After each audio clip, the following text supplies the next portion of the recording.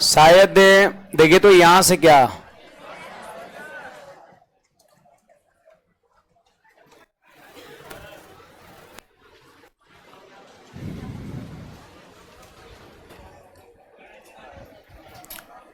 चलिए भाई बढ़ा जाए, देखिएगा पीछे में कोई डाउट भी है किसी को यहां से पहले क्या? देखो इस सवाल को देखिए, यहां पर कहता है ए की आय बी की आय से 16 सही 2/3% अधिक है। तो सबसे पहली बात तो यह है कि 16 सही 2/3% जिसका मान 1/6 होता है। सवाल कह रहा है ए की आय बी की आय से, बी की आय से कंपैरिजन बी से किया जा रहा है तो नीचे में बी होगा। क्या बोल रहा है? बी की आय से, तो नीचे वाला बी होगा, भिन्न के नीचे वाला किसका होगा? बी का होगा। एक अधिक है, एक क्या है यहां पर? अधिक है। तो ऐसा करते हैं यहां पे ए लिख दिए और यहां पर बी लिख दिए। बोलो बी का इनकम नीचे वाला कितना? 6 और ए का इनकम 1 ज्यादा है तो 7 हो गया। ये हो गया ए का इनकम और ये हो गया बी का इनकम। अब सवाल कहता है बी का इनकम ए के इनकम से कितना प्रतिशत कम है।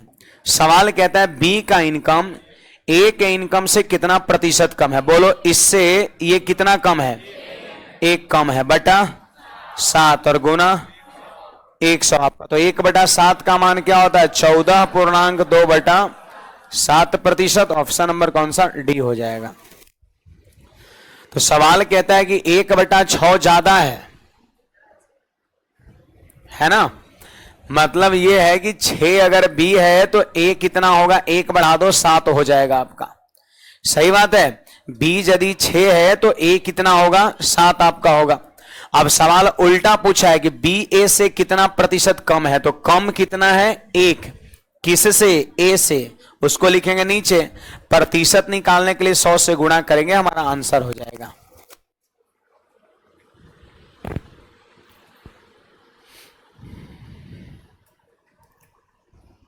चलिए आगे बढ़ा जाए।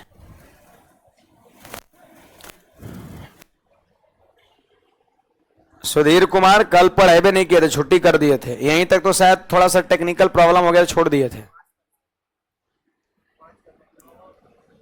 समझे? 5 तक हुआ था।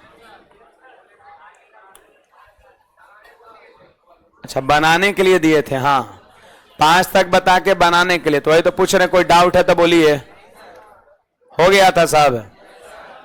चलो तो आइए 13 नंबर पे आते हैं। चिंकी मिंकी है यहां पर, हैं? पहचानते हैं इसको? क्या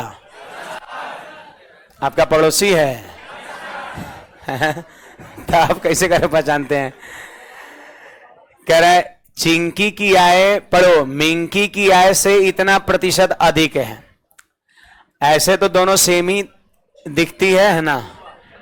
लेकिन यहां पर इनकम से पकड़ में आ रहा है कौन अलग है, कौन चिंकी है कौन मिंकी है। नहीं, सवाल कर रहा है चिंकी का इनकम मिंकी की इनकम से इतना प्रतिशत ज्यादा है। देखो सबसे पहली चीज तो यह है कि 28 सही 4/7% है, उसको आप भिन्न में बदल दीजिए। तो आपका जानते हैं 2/7 होगा। जानते हैं ये 1/7 का डबल है। 14.2/7 का ही डबल है ना? तो आपको याद है 14.2/7 का मान कितना? 1/7। तो उसका ये डबल है, तो इसका मान होगा 2/7। क्या बोल रहा है? चिंकी की आय मिंकी की आय से, मिंकी की आय से तुलना मिंकी से किया जा रहा है। तो नीचे में आपका मिंकी और चिंकी का ऐसा नहीं, ऊपर वाला दो जोड़ के, है ना? देखिए यहां पर चिंकी हो गया और यहां पे मिंकी।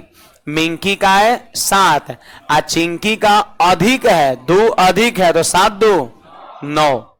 मिंकी का लिखेंगे 7 और चिंकी का 2 ज्यादा है तो 7 2 9 हो गया। अब क्वेश्चन पूछेगा उल्टा, पूछेगा मिंकी की आय चिंकी से कितना प्रतिशत कम है। इससे ही कै % कम है। तो कम कितना है? किससे? चिंकी से। 9 नीचे मल्टीप्लाई बाय 2 कम है कितना से? 9 से। तो 9 को नीचे मल्टीप्लाई बाय 100। अब आप ही बताइए 1/9 का ही डबल है। तो 1/9 का यदि मान याद है और 2/9 का पूछता है तो डबल कर लो। तो हो जाएगा 22.2/9%। आंसर ऑप्शन नंबर बी हो जाएगा। 1/9 का मान होता है 11.1/9 और 2/9 का पूछ रहा था। 11 का डबल 22 और 1/9 का डबल 2/9 हो जाएगा। कुछ पूछना है इसमें किसी को बोलिएगा। सवाल में कभी ऐसा चिंकी किया है, मिंकी किया है, से मतलब कंपैरिजन मिंकी से किया जा रहा है। नीचे वाला जो भिन्न का मान होगा रेशियो वो मिंकी का होगा। और अधिक है तो 2 जोड़ के लिखेंगे, 7 और 2 9, वो चिंकी का होगा।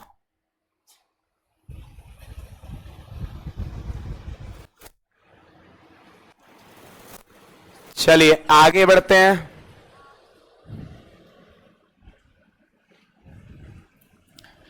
देखो सवाल तो बनना चाहिए। सवाल कहता है ए की आय बी की आय से 16 सही 2/3% कम है। तो आप बताइए 16 सही 2/3% का मान क्या होगा? 1/6 होगा। ए की आय बी से कंपैरिजन किससे किया जा रहा है? बी से। तो नीचे वाला भी और कम है, यहां लिख दिए ए और यहां बी। बी का 6 ए का जानते हैं 1 कम है तो 5 हो जाएगा। अब सवाल में देखो कम है बोल दिया, अब अधिक है पूछेगा उल्टा। कह रहा है बी की आय ए की आय से कितना प्रतिशत ज्यादा है? इससे ही ज्यादा है कि नहीं है? कह रहा है कितना प्रतिशत ज्यादा है? तो ज्यादा कितना है? 1। किससे? 5 से मल्टीप्लाई बाय 100 यानी क्या परसेंट? 20% आंसर हो जाएगा। 1/5 की वैल्यू 20% होता है। तो उम्मीद करते हैं कि इस टाइप के सवाल को आप बना पाइएगा। आप हैं? चलो देखो बन जाएगा। सूरज की आय नंदनी से इतना % हो जाएगा, है ना? ये भी हो जाएगा जी। अधिक है तो कितना %? कम है। अधिक है तो कितना % कम है? ये बन जाएगा ना। नीता का वेतन पपिया के वेतन से नहीं। चलो आइए टाइप 7 बना लीजिएगा। टाइप 7 पे हम आते हैं। टाइप 7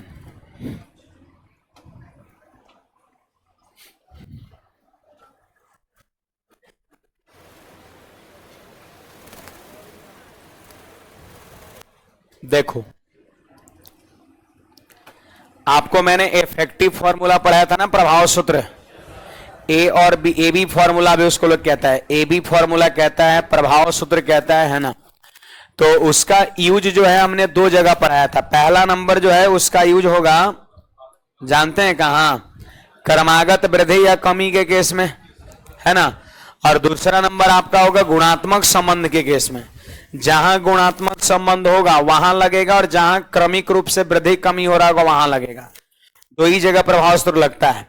ये सवाल पढ़ो और जरा देखो क्या ये प्रभाव सूत्र पर जा रहा है ना? जब किसी वस्तु के मूल्य को 25% कम कर दिया जाए, लीजिए कीमत को 20% से क्या कर रहा है? घटा रहा है। 25% से घटा रहा है तो पता है बिक्री X% से बढ़ गया, यानी X% लोग ज्यादा खरीदे। कीमत घटा दिया तो X% लोग ज्यादा खरीदे। तब कहता है कि उसके इनकम पर क्या प्रभाव पड़ा? तो इनकम 20% से बढ़ गया। तो सवाल कह रहे हैं X का मान कितना है? तो यहां गुणात्मक संबंध है। गुणात्मक संबंध यहां पर है, मैं लिखता हूं। देखो इनकम आय बराबर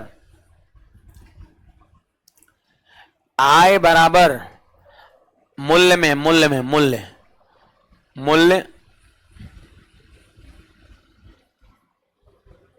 और गुणा में बिक्री हो गया आपका। नहीं, जैसे मान लेते हैं किसी वस्तु का कीमत 25% से घट गया और उसकी बिक्री X% से बढ़ गया। बिक्री X% से बढ़ने का मतलब क्या है? कि पहले से X% सामान ज्यादा बिका, है ना? X% सामान ज्यादा बिका तो इन दोनों को गुणा कर देंगे तो इनकम नहीं हो जाएगा। जैसे मान लेते हैं कि मूल्य दिया है आपका किसी चीज का 50 रुपया, मूल्य दिया है कितना? 50 रुपया, और वस्तु की संख्या आपका, एक वस्तु का कीमत है 50 रुपया। अब मान लेते हैं वस्तु बिका आपका कै गो? 100 गो। बिक्री कै गो हुआ? 100 गो बिक्री बिका आपका। तो इनकम कितना हुआ? 5000 नहीं हुआ। एक गो वस्तु का मूल्य है 50 रुपया, अब बिक्री हुआ वस्तु कै गो 100 गो बिका आपका, तो टोटल इनकम कितना हुआ 100 गुना 50 पर 5000 आपका हो गया। तो ये जो रिलेशन है ना, ये गुणात्मक संबंध एकदम सही है। आय बराबर मूल्य गुना बिक्री यहां पे कह सकते हैं इस सवाल को देखते हुए। अब देखो गुना में ये दोनों है, गुना में ये दोनों है, तो याद रखना प्रभाव सूत्र भी यही दोनों में लगेगा। अब कहोगे सर ई क्या है, तो ई होगा जब प्रभाव सूत्र इन दोनों में लगाइएगा ना, तो प्रभाव सूत्र का ही क्या होगा, रिजल्ट होगा, प्रभाव सूत्र का रिजल्ट होगा। अब चलो बैठाइए, है ना, ऐसा नहीं कि प्रभाव सूत्र ई दो को दिया वही में लगेगा, नहीं, मूल्य और बिक्री में हमेशा प्रभाव सूत्र लगेगा और ये उसका रिजल्ट होगा। तो आइए ना, मूल्य 25% से कम करने को बोल रहा है, तो -25 हमने कर दिया, और बिक्री x% से बढ़ रहा है, x% से बढ़ रहा है, तो यहां कर देंगे प्लस का x, क्योंकि प्रभाव सूत्र यही दोनों में लगा। मूल्य 25% से घट रहा है तो -25, बिक्री x% से बढ़ रहा है प्लस x, बोलिए माइनस प्लस, -25 गुना x बटा में 100 हो जाएगा। सही बात है, 25 गुना x बटा में 100 हो जाएगा। फिर यहां पर देख लो क्या है, इनकम क्या कहता है कि इनकम 20% से बढ़ जाता है, इनकम 20% से बढ़ जाता है, तो यहां पे लिख देंगे ऐसे +20, बढ़ रहा है ना, तो जब वृद्धि होता है तो रिजल्ट क्या होता है प्लस में, और जब कमी होता है तो रिजल्ट क्या होता है माइनस में। अगर 20% की कमी होता है इनकम में तो यहां पे -20 लिखते हैं, 20% का वृद्धि हो रहा है तो यहां प्लस का 20 लिख दिया। अब सोल्व करके x का मान क्या करना, निकाल लेना है, वही कोई ना कोई हो जाएगा आपका। आइए देखते हैं, देखिए 25 आके इधर जुड़ जाएगा 20 में, तो कितना 45, x में से x/4 घटेगा तो कितना 3x/4, 3 से ऊपर ऊपर काटो, 15 12 15 चौके, तो x का मान 60, यानी 60% हमारा क्या होगा, आंसर हो जाएगा, ऑप्शन नंबर सी हो जाएगा। तो एक तरीका हमारा सवाल करने का ये हो जाएगा, और तरीके आपको हम बता रहे हैं, ध्यान दीजिएगा।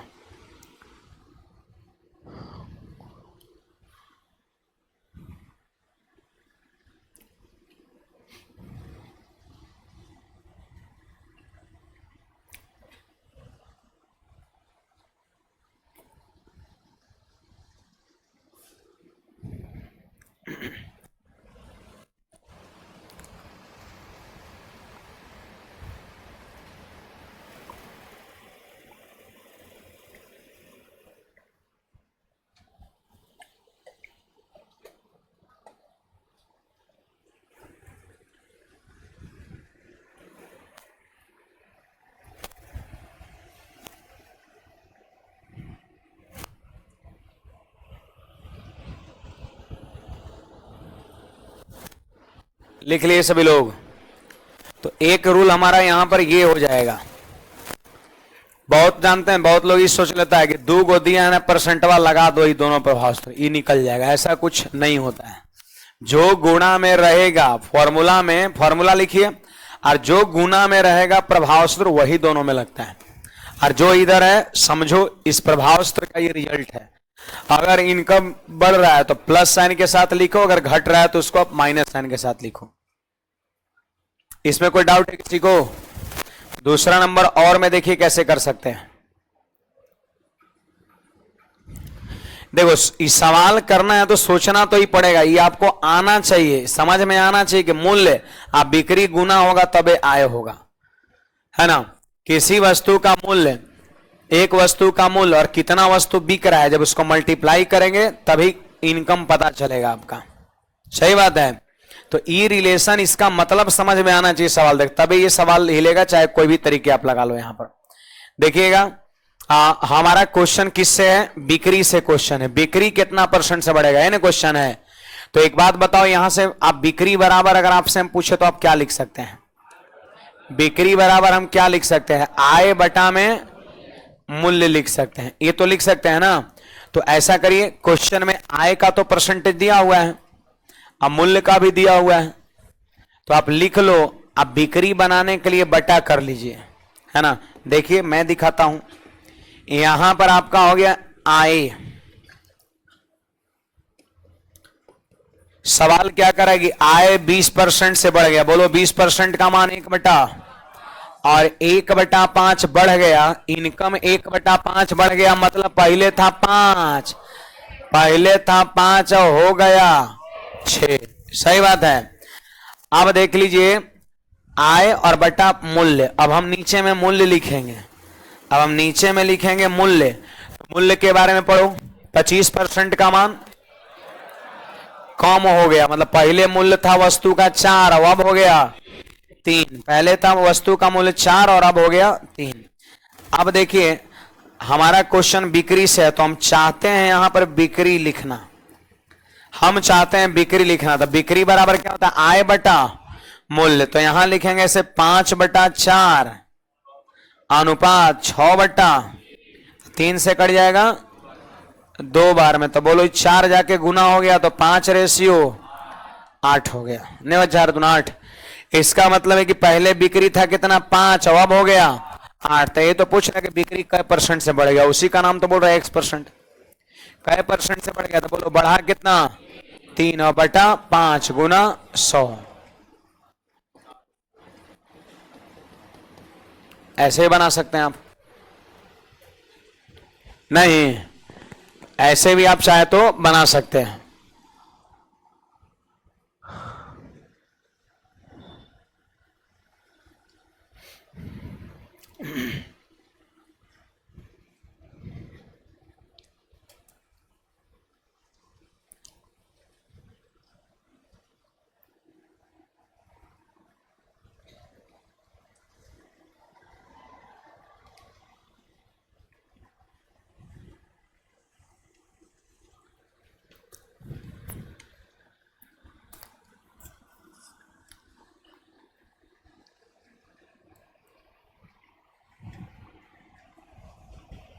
बिक्री हो गया आपका 5/4 बट्टा, देखो ये यहां से आए बिक्री बराबर आय बटा मूल्य। तो आय ऊपर मूल्य 4, 5/4 लिख दिए, 6/3 लिख दिए, बिक्री बन गया। अब 4 को उधर भेज दिए तो 5/8। और देखो कितने % से बढ़ रहा है, 60%। आंसर हो जाएगा आपका।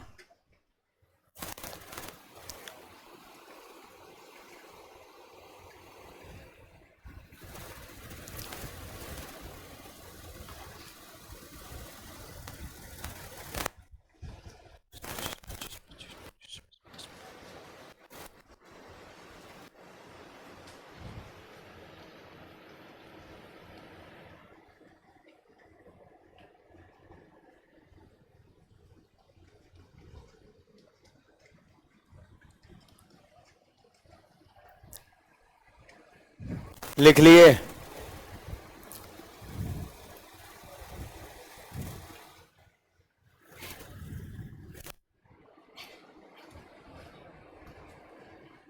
देखो ये हमको आपको और में लिख लेना है, ये दूसरा तरीका। ये एक और तरीके आपको बता रहे हैं।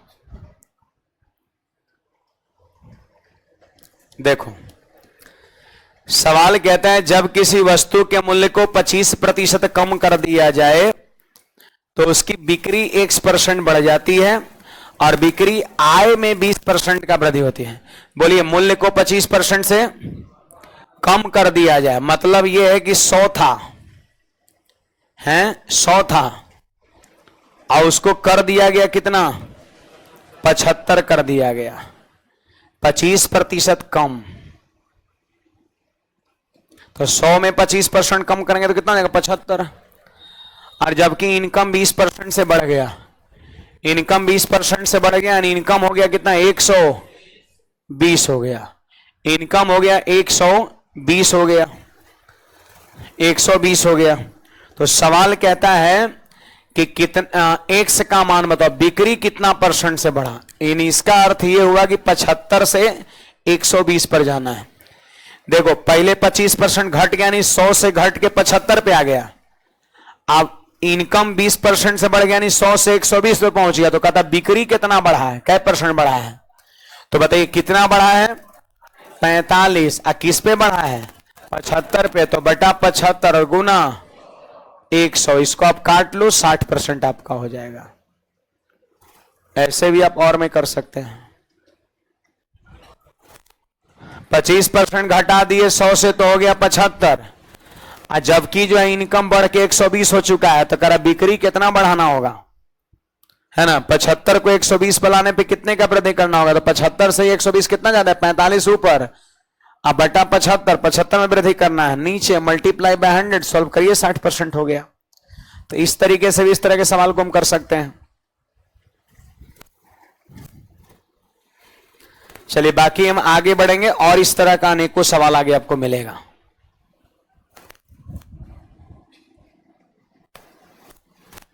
देखिए जी 2 नंबर सवाल क्या कहता है, देखो 2 नंबर कोई गुणात्मक संबंध नहीं है, इस सवाल गुणात्मक संबंध पर था, ये आपका सक्सेसिव पर है, क्रमिक रूप से बढ़ रहा है घट रहा है। मैंने कहा था प्रभाव सूत्र 2 जगह लगाना है, एगो फॉर्मूला रहेगा जैसा पिछले में था, है ना, आय बराबर मूल्य गुना बिक्री, गुणात्मक संबंध था, एक फॉर्मूला था। दूसरा आपका क्रमागत वृद्धि कमी में, तो यहां पर वही है कि अरविंद का इनकम पहले 25% बढ़ जाता है, अब पुनः 40% घट जाता है। पहले उसकी सैलरी को 25% से बढ़ाया गया, और फिर उसकी सैलरी को 40% से घटाया गया। तो कहता है कि बताओ ओवरऑल क्या हुआ। ये दोनों बात 25% बढ़ाना और 40% घटाना, ये दोनों को मिला देंगे तो ओवरऑल क्या हुआ, ये पूछा जा रहा है। कितने परसेंट की वृद्धि या कमी हुई, तो ये प्रभाव सूत्र लगा सकते हैं, लगा सकते हैं ना जी। क्यों प्रभाव सूत्र, क्या गुणात्मक संबंध है, नहीं गुणात्मक संबंध नहीं है, कोई फॉर्मूला नहीं लग रहा है, एक क्रमिक वृद्धि कमी है, पहले बढ़ाया गया और फिर घटाया गया, ये लगातार काम हो रहा है, घटाना बढ़ाना, और लगातार इस तरह का हो वहां भी प्रभाव सूत्र लगता है। बोलिए इनकम पहले 25% से बढ़ाया गया तो प्लस का 25 हो जाएगा, फिर 40% से कमी किया गया तो माइनस का 40, तो कहता है बताओ ओवरऑल क्या हुआ, कुल कितने प्रतिशत की कमी या वृद्धि हुई। तो आगे बोलिए प्लस माइनस, माइनस 25 गुना 40 बटा 100, ये होता है प्रभाव सूत्र। 25 से कट जाए कै बार में, 4 बार में, और 4 से 10 बार में, तो 10 हो गया। बोलो 25 माइनस 40 माइनस 15 और माइनस 10 माइनस 25 आया, इसका मतलब होगा जानते हो क्या, 25% कमी होगा। अगर प्रभाव सूत्र का रिजल्ट माइनस में आया तो समझो कमी होगा, 25% कमी होगा आपका। अगर प्लस में आता तो हम क्या समझते हैं, वृद्धि समझते हैं, ध्यान रखना आप सभी को।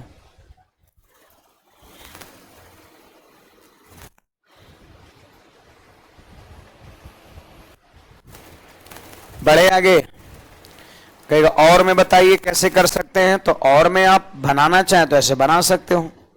देखो ये हो गया यहां पर मूल इनकम, मूल इनकम, मान लिए कि मूल इनकम कितना था 100 था, अरविंद का इनकम कितना था 100, हमने मान लिया यहां पर 100 मान लिए। अब 25% से क्या किया गया, इसको बढ़ा दिया गया, 25% से बढ़ा दिया गया, तो बोलो इसमें 25% का वृद्धि करेंगे तो 125 हो गया आपका। अब फिर अब इसमें फिर दोबारा इसमें क्या किया गया है, 40% का कमी किया गया है, तो 125 का 40% आपको निकालना पड़ेगा। 125 का 40%, तो ई क्या परसेंट हो गया, 10%, ये हो गया 10%। 125 में एक अंक के पहले डेसिमल बैठा दिया 10%, 40% का मान लिखना है तो 4 से गुणा कर दो, 50 नहीं हुआ 50, तो इसका 40% कितना हुआ 50, 50 आप कम कर दीजिए, 50 आप कम करो 75 आपका हो गया। तो बताइए पहले था 100 और 2 बार, एक बार वृद्धि किए कमी किए तो कितना आ गया 75। आप खुद ही बताइए 100 था तो 2 बार वृद्धि कमी के बाद कितना हो गया 75, 100 था जो 75 हो गया, तो कहता है ओवरऑल कितने परसेंट का क्या हुआ, तो 100 से 75 हो गया, इसका मतलब क्या है, इसका मतलब 25% की कमी हो गया। 100 से अगर कोई 75 हो जाए तो समझो 25% कमी, 100 से जितना कम है समझो उतने प्रतिशत कम होगा, 100 से जितना ज्यादा है समझो उतने प्रतिशत ज्यादा होगा। तो ऐसे भी आप बना सकते हैं, 100 मान के एक बार 25% कम करिए, फिर एक बार 40% कम करिए, देखिए यहां क्या मिला 75, आप पहले था कितना 100, अब 2 बार वृद्धि कमी के बाद 75, तो ओवरऑल 25% कमी हो गया 100 से 75, मतलब प्रभाव सूत्र लगाइएगा तो वही आएगा 25, ऐसे भी करिएगा तो यही मिलेगा आपको।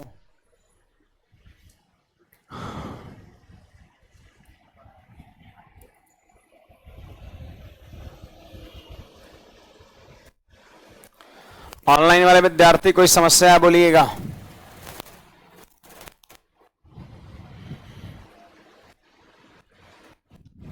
बढ़े आगे।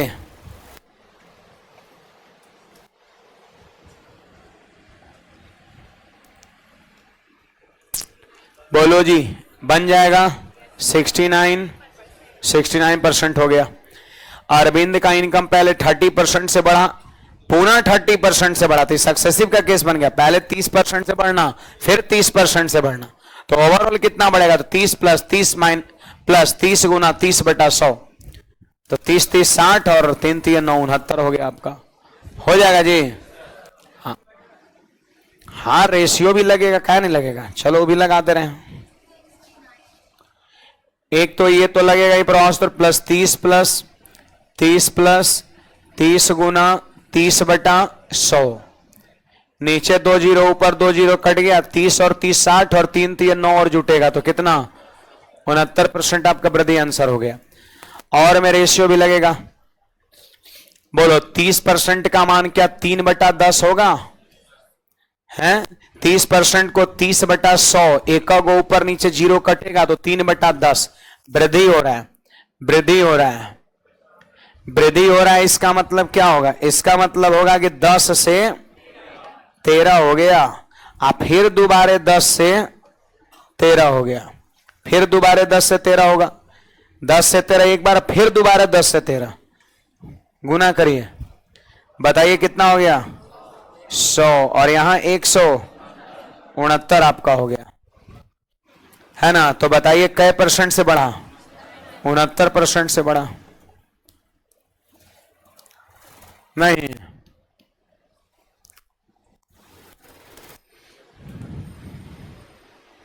69% से बढ़ेगा, तो ये रेशियो मेथड हो गया। ऐसे भी कर सकते हैं आप। मैंने एक बात बताया था कि जहां जो सवाल प्रभाव सूत्र से बनेगा वो सवाल रेशियो से भी बनेगा, ध्यान रखना है। अब जैसे मान लेते हैं यहां पर इस सीधा सीधा रेट है 30%, 30%, तो लगा दिए प्रभाव सूत्र। अगर मान लेते हैं कि रेट यहां पे टेढ़ा टेढ़ा होता तो फिर प्रभाव सूत्र में तो कैलकुलेशन हो जाता। फिर हम क्या करते हैं यहां पर? फिर रेशियो का यूज करते हैं, है ना? चलो अगला सवाल देखिएगा सभी लोग। हाँ देखो आ गया, अभी नाम ले रहे थे, देखो टेढ़ा वाला रेट है, अब यहां प्रभाव सूत्र लगाइएगा तो दिक्कत करेगा। यहां पर फिर ये तरीका, देखो जो सवाल प्रभाव सूत्र से बनता है ना वो सवाल रेशियो से बनता है ना? यहां भी 69%, यहां भी 69% कर दें, सही बात है। लेकिन अगर परसेंटेज सीधा रहेगा तो फिर लगा लेना प्रभाव सूत्र, ये आसान होता है। और अगर टेढ़ा परसेंटेज रहेगा उसको इस पे बैठाइएगा तो कैलकुलेशन हो जाएगा। फिर उससे बचने के लिए, कैलकुलेशन से बचने के लिए फिर कौन सा मेथड लगाना है? Ratio method. याद रखना जो सवाल प्रभाव सूत्र से बनता है और रेशियो से बनता है, ध्यान रखना। चलो लगाते हैं रेशियो। सबसे पहले तो आप सभी को बताना है कि 16 सही 2/3% का मान कितना होगा? तो 1/6 होगा। फिर बताइए 14 सही 2/7% का मान 1/7 होगा। अब देखिए सभी लोग, किसी राशि में पहले इतना % का वृद्धि हुआ, लो भाई इतना % का वृद्धि हुआ मतलब 6 से 7 हो गया, और फिर इतना % का दोबारा फिर वृद्धि हुआ मतलब 7 से 8 हो गया। तो कहता है ओवरऑल क्या हुआ? ओवरऑल कुल कितने % का वृद्धि हुआ? तो मल्टीप्लाई कर दो। देखो वृद्धि यहां भी हुआ है, वृद्धि यहां भी हुआ है, तो टोटल में वृद्धि ही होगा, कमी होने का कोई चांस ही नहीं बनता है। चलिए गुणा करेंगे, है ना? गुणा करेंगे, देखो इसको और इसको गुणा करेंगे, क्या कुछ कट रहा है दोनों में? ऐसा होगा अगर आपको गुणा करना है इधर इधर अगर कुछ कट रहा है तो आप जरूर काटो। जैसे 7 से 7 कट जाएगा, 2 से 3 बार में और 2 से 4 बार में, तो यहां कितना 3 और यहां 4, कितने % का वृद्धि होगा? तो 33.1/3% का वृद्धि होगा। 1 का वृद्धि होगा बटा 3 गुना 100, तो 1/3 का मान आपको याद है 33.3%।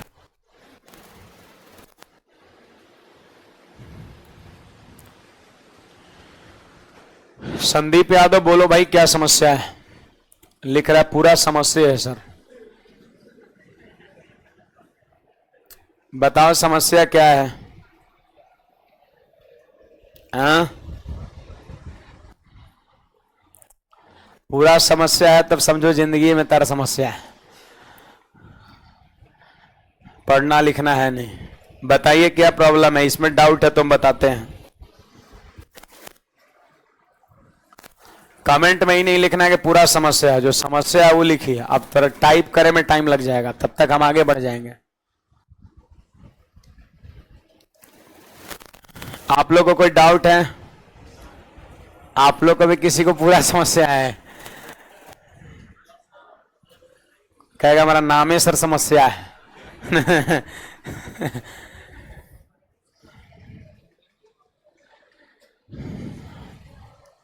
अपना बाल बच्चा का नाम रखिएगा समस्या। समस्या कुमार। बड़ा अजीब लगेगा नहीं? हाँ, आगे बढ़ते हैं।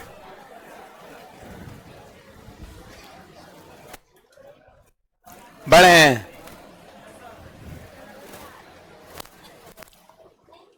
देखो हमारा ये, इसमें बताइए कई बार, इसमें जो है 3 बार, 3 को यहां पे प्रतिशत दे रखा है। तो चाहे तो प्रभाव सूत्र पर इसको बना सकते हैं। पहले इन दोनों को लगाइए, फिर जो मिलेगा उसको फिर इसके साथ लगाइए यहां पर।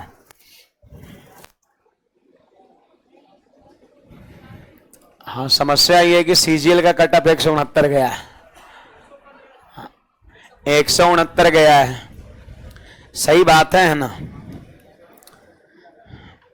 देखिए एक चीज इतना तो क्लियर है कि पढ़ने वाले लोगों की कमी नहीं है। कट ऑफ कौन लेके जाता है? भाई एसएससी का, उसमें गलती बोर्ड का थोड़ी ना, विद्यार्थी पढ़ने वाला आपका है ना। और क्वेश्चन का जो लेवल है इस बार सीजीएल का बहुत ही प्री में बिल्कुल लो लेवल का क्वेश्चन पूछा है आपका। थोड़ा सा भी अगर ईमानदारी से बढ़िया पढ़ाए लोग, बढ़िया स्कोर करके आ रहे हैं। विद्यार्थी जो है, अब देखो, अब जैसे बिहार में वैकेंसी आया है, बिहार एसएससी का आपका आया, इसमें आपका 11,000 लगभग वैकेंसी 11,098 है। और मेंस के लिए 5 गुना क्वालिफाई करेगा, 55,410 कम हो गया 90 आपका। इतने लोग को मेंस के लिए जो है आपका बुलाएगा। अब सोचो फॉर्म कितना गिरेगा, लगभग इंटर लेवल की वैकेंसी है ना। और बड़ी बात यह है कि उम्र जो है आपका 42 साल तक आपका दिया है। Minimum age 18। अरे हाँ सर, ऐसा ही बता रहे हैं। मिनिमम एज आपका 18 है, मतलब जवान हो जाए, भर देना है फॉर्म। और मैक्सिमम एज 42 है। कुछ कुछ कैटेगरी वाइज है ना। ऐसे आपका जनरल लोग का है आपका 37 है, 37 है, 37 आपका है। और मतलब मेल में और फीमेल में आपका कोई भी कैटेगरी क्या है, फीमेल में 40 आपका है ना। सही बात है। अब 40-42 साल का मान लो, तो अगर बाबूजी भरेगा तो अगर बालो बच्चा भरेगा 20 साल का नहीं। अब सपोज सोचिए, मान लेते हैं किसी का शादी जो है आज के 20 साल पहले, मान लेते हैं कि अब ना 18 साल का कानून आ गया। पहले कानून था, पहले 15 साल में ब्याह हो जाता था। मान लेते हैं सपोज, हाँ, अरे सुनिए, यहाँ गणित का कैलकुलेशन बता रहे हैं है ना। 15 साल थोड़ा कम है। मान लो कि आपका 18 साल में ब्याह हुआ, ठीक है। 18 साल में किसी का शादी हुआ था, है ना। अब मान लेते हैं कि 19 साल पे बाल बच्चा हो गया 1 साल बाद। अब देखो बाल बच्चा 18 साल का कब होगा, तो 18 आप इसमें बढ़ा दो, है ना, यानी 37। जब पिता का उम्र 37 साल तो बेटे का उम्र 18 साल। अगर जनरल कैटेगरी से भी अगर पुरुष आता है तो फॉर्म फिलअप भर सकता है, अगर बाल बच्चा भी 18 साल का हो गया भर सकता है। अब बाकी जिसका कुछ कैटेगरी का 42 साल है उसका तो और कहना ही नहीं आपका ना।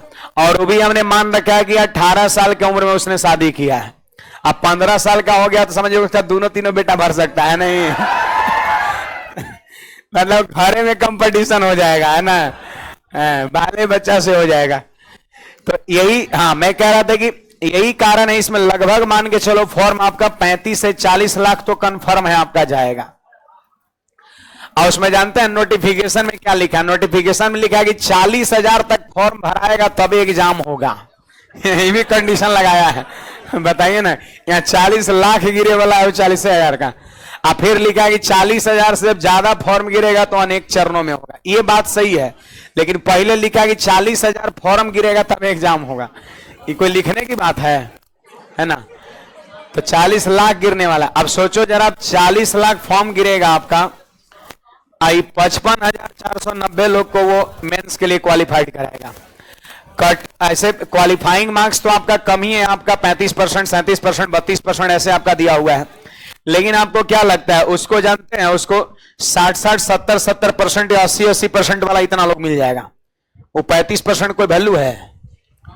वो क्वालिफाइंग बता दिए, इतने पर क्वालिफाई कर जाओगे, और उसको इतने लोग को मेंस के लिए बुलाना है, 55,000 लोग को, 40 लाख लोग आपका परीक्षा बैठा है। तो हमको लगता है कि उसको कम से कम 60-70% वाला जो है ना, इतना मिल जाएगा। 35% कोई वजूदे नहीं है ना? क्योंकि यहां पे बहुत मास संख्या में लोग यहां पे फॉर्म भर रहा है, और इतना आपका कह सकते हैं कम संख्या में वैकेंसी यहां पे लोग को चुनेगा। अब पढ़ने वाले लोगों की कमी नहीं, एक से एक धुरंधर मेहनत कर रहा है आपका। तो जेन्युइन बात है, कटअप को तो लेके जेबे करेगा आपका, है ना? इस बार कुछ बहुत ज्यादा हो गया। 170 सीजीएल का पहले कहां गया था कभी आपका, बहुत ज्यादा हो गया। और उसका कारण यही है कि क्वेश्चन बहुत ही आसान कर दिया है आपका, एकदम बिल्कुल लेवल गिरा दिया था इस बार का आपका, यही कारण आपका है। तो कोई बात नहीं, अब जिनका हुआ सो हुआ, मेंस की तैयारी करिए। और जिनके देखो 2-4 विद्यार्थी लिख भी रहे हुआ है, तो उसको मेंस की तैयारी करिए। और बाकी जो है जिनका नहीं हुआ है, फिर अब अगली बार यही ना कर सकते हैं। हाँ, लगे रहना है आपका, हताश निराश नहीं होना है। वैकेंसी का भरमार है आपका, आप मेहनत तो बस करिए। देखिए 50% की कमी की गई, प्रभाव सूत्र से बनाना है नहीं, प्रभाव सूत्र से मत बनाइए। 50% का मान 1/2 रेशियो से बना लीजिए, बनेगा उससे भी। 1/2 कमी किया गया मतलब 2 से 1 हो गया आपका, 2 से 1 हो गया। फिर कह रहे 50% का वृद्धि किया गया मतलब 2 से बढ़ाइए 3, कमी तो घटा के लिखेंगे और वृद्धि तो बढ़ा के लिखेंगे। 2 बार 50 था। और फिर 100% का मान बोलो कितना, 1/1 वृद्धि किया गया, वृद्धि किया गया मतलब 1 से 2 आपका। 50% कमी तो 2 से 1, 50% वृद्धि तो बढ़ाइए 2 से 3, और 100% वृद्धि तो 1 से 2 हो गया। अब कर दो गुणा, क्या इन दोनों में कुछ कट रहा है? ये 2 से ये 2 कट रहा है, तो यहां कितना 2 और यहां 3। तो आप बताइए 2 से 3 हो गया तो बढ़ा कितना 1, और बटा 2 गुना 100, यानी 50% का वृद्धि हो जाएगा, है ना? गेन यहां पे होगा, गेन ऑफ 50%। तो प्रभाव सूत्र से भी बनेगा, है? प्रभाव सूत्र से भी बनेगा और ऐसे भी बनेगा, रेशियो से भी। आपका जो सवाल प्रभाव सूत्र से बनता है रेशियो से बनता है। सही बात है, कुछ पूछना है बोलिएगा। प्रभाव सूत्र से कैसे बनाइएगा? तब -50 + 50 -50 गुना 50/100। फिर जो रिजल्ट आएगा कितना आएगा? -25 आएगा। क्या? -25 आएगा। फिर वो -25 को किसके साथ लगाइएगा? दोबारा 100 के साथ। -25 + 100 -25 गुना 100/100। तो आपका 75 में से 25 घटेगा, 50 आंसर हो जाएगा। 2 बार प्रभाव सूत्र लगाना पड़ेगा। चलिए आइए, देखो ये आपका 2022 में सीजीएल प्री पूछा है, तो ई का क्वेश्चन लेवल का है, हर लोग बनाएगा एग्जाम में। आपका प्रभाव सूत्र से बनाना आपका है ना? 2023 वाला और ही आसान है, एक में तो 3 को दे ही दिया आपका, ओकरा में ऐसे ही था आपका 10% 5% का दिया हुआ है आपका। देखिए एमटीएस का आंसर किया गया जी। आप लोग का भी एग्जाम था कि नहीं का? आप लोग में से कोई एग्जाम भी दिए थे एमटीएस का? एनीबडी? कितने लोग? हाथ खड़ा करो।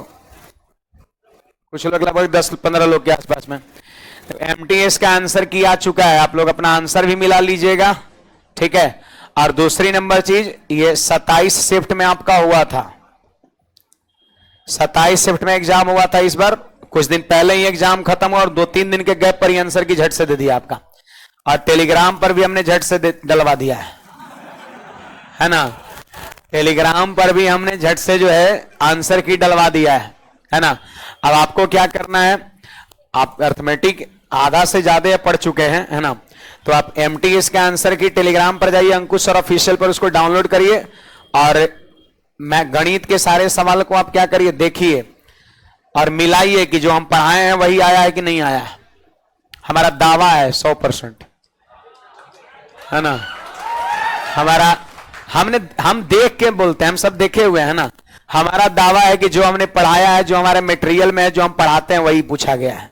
आई दावा हम CHSL के एग्जाम का क्वेश्चनों में किए थे, शायद किसी किसी बैच में दिखेबो किए थे, और CGL का हुआ तो उसमें भी दिखाए थे हम। तो हमारा दावा है कि जितना हम बता रहे हैं वहीं से क्वेश्चन आ रहा है, शायद सेटिंग यहीं से हो रहा है, नहीं आप सही देखो, मेरी बात को आप विश्वास मत करो, आप खुद जाके मिलाइए। आपको तो ओपनली हम सारा दे दिए हैं, कोई छुपाने वाली तो बातें नहीं है ना। आप सारा देखिए, हम देख के बोल रहे हैं, है ना। अब ऐसा नहीं बोलेंगे, ऐसे कौन आगे क्लेम कर देगा, तब हम सब देख लिए हैं आपका, है ना। पैटर्न आपका मिलेगा हूबहू आपका। तो आप सब लोग बनाइए और एक विश्वास के साथ पढ़ाई करिए। अगर आप ईमानदारी से पढ़ेंगे तो आपका सिलेक्शन यहीं से होगा, समझ आ रहा है। एक विश्वास के साथ और ईमानदारी से पढ़ना होगा। एग्जाम में जाइएगा तो वही सवाल आएगा जो यहां पर बताया जा रहा है आपका, है ना। तो जा करके सब लोग जो है चेक करिएगा, और चेक तो खैर करना ही है। दूसरी नंबर चीज, सवाल को भी लगाना है। सब डलवा दिया गया, रीजनिंग का भी पेपर होगा उसमें, GK GS का भी होगा, इंग्लिश का भी होगा। सवाल बनाइए, आप लोग बनाते नहीं हैं। हम लोग जब पढ़ते थे तो 200-200 रुपया 300-300 में का किताब प्रैक्टिस सेट का खरीदते थे उस टाइम में। अब कितना रहता था, 20 गो सेट मुश्किल से रहता था आपका। अब तुरंत जो है ललक में 2-4 गो लोग अपना मिल करके 2-4-5 दिन में उसको मार के खत्म कर देते हैं। अब फिर पैसा नहीं रहता था कि फिर दोबारा फिर खरीदे 4 दिन बाद फिर 200-250 रुपए का किताब, है ना। अब तो आपके लिए क्या है, आपको एकदम बहुत इजी वे में बिना पैसा का जो अवेलेबल हो जा रहा है। 27 शिफ्ट का क्वेश्चन अवेलेबल हो गया, मतलब क्या है, 27 को सेट है। अब एग्जाम 5 दिन पहले एग्जाम हुआ और आज तुरंत आपके सामने आ गया। अब पहले जो है बुक मिलता था आपका 4-4 महीना 6-6 महीना बाद आता था, है ना। तो इस सब चीज का फायदा उठाइए आप लोग, सवाल को बनाइए। पहले लोग ढूंढता था कि कहां से सेट मिले कि हम सवाल को लगाएं बनाएं, अब जो है इजीली आपके मोबाइल में अवेलेबल हो जा रहा है।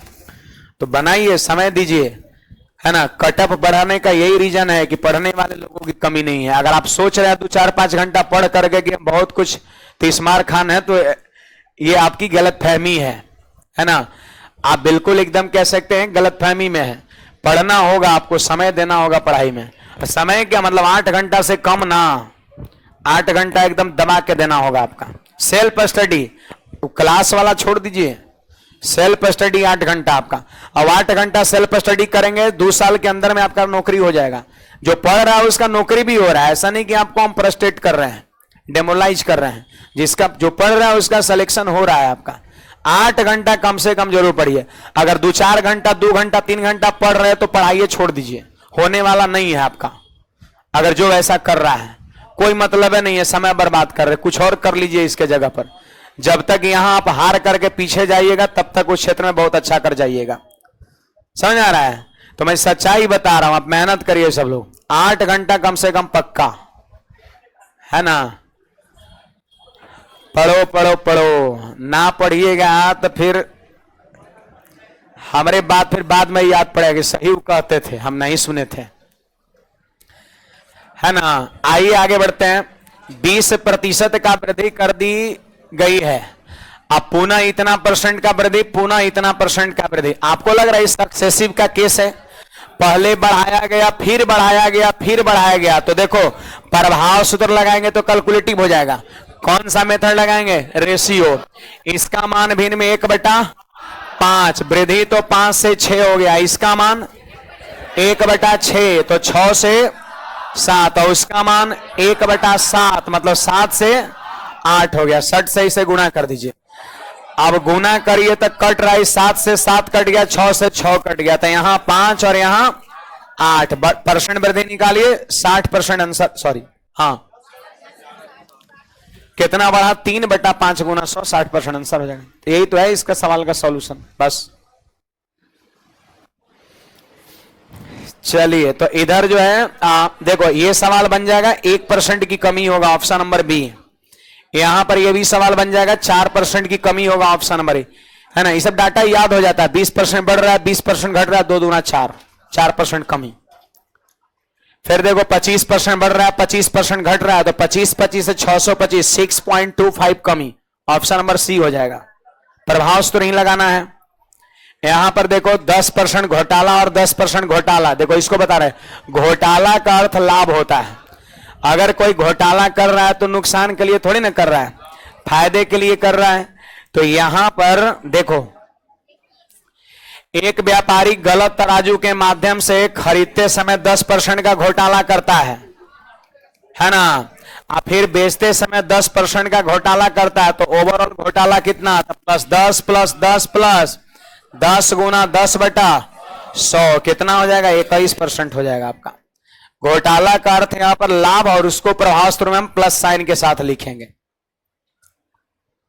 देखिए ईवी प्रभाव सूत्र आंसर 4% कमी, ऑप्शन नंबर ए।